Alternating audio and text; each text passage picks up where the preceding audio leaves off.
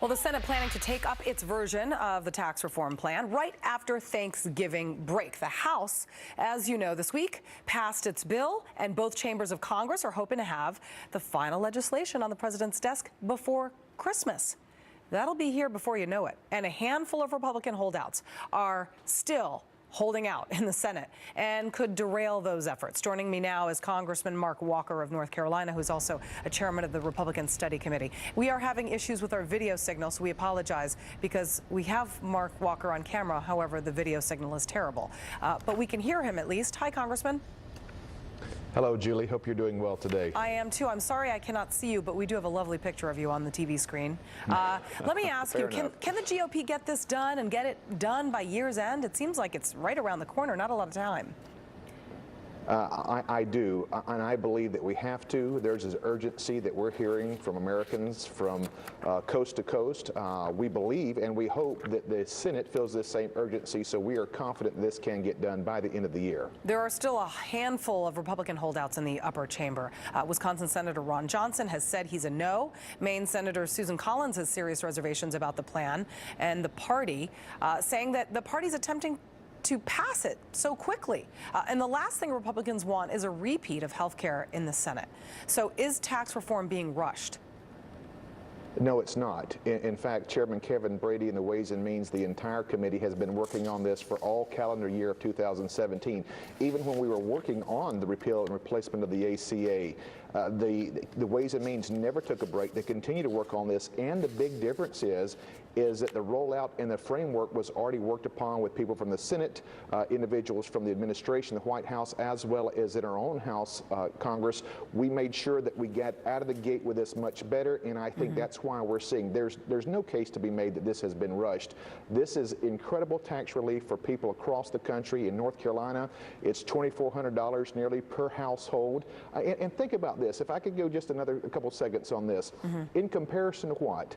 The Obama administration took over $800 billion of the taxpayers' money to try to create a stimulus for the economy. It didn't work. In fact, none of those 8 years did we ever reach 3% growth. Conversely, you have to go back to the Great Depression. The longest stretch was 4 years. But in the 80s, when there was tax reform, when there was a different process in governing, we had 3% growth 7 of the 8 years that Ronald Reagan was president. Why would we want to go back to that type of governance and also incorporate that same kind of tax reform? Something else that puzzles me, you know, for opponents of the bill among both Republicans and Democrats in the Senate, one of the biggest hangups is the repeal of the individual mandate, which would save the federal government $340 billion to make way for these tax cuts.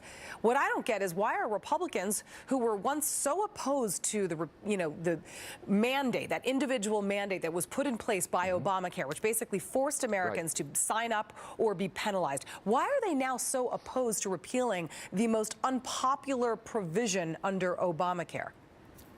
This is a great mystery, but we're not going to take no for an answer, even if we have to greatly coerce our fellow members, whether it's the House or Senate. Think about this. It is the only piece of federal legislation in history that requires Americans to purchase a product from a private industry. That's not government's job. So we believe and we hope that the Republican Study Committee, with our 157 members, we are overwhelmingly in support of making sure. In fact, Vice President Mike Pence just said on Thursday that he believes that repealing the individual mandate should be part of this, taking that $340 billion and putting back into stimulating the economy. All right, I got to go, but I have to ask you one more, because like most Americans, I don't own a corporation. So when Americans hear about corporate tax reform, your first question may be, how is this going to impact my taxes every year? Explain how that helps the average American. Perfect question, Julie. That is the central nervous system of the entire pro-growth that we're talking about.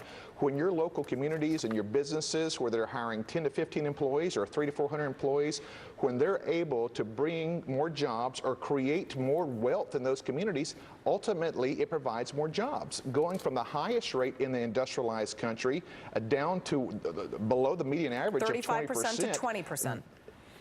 It's incredible, and for people to push back, even some of our Democratic friends, they're having a tough time making this argument against that, because specifically, ultimately, for North Carolina, that's 30,000 new jobs and many more across this country. I'm glad you were able to make that point. That's all the time we have. But Congressman Walker, great to hear you, and hopefully we'll see you next time. Thank you. Thank you, Julie. Tax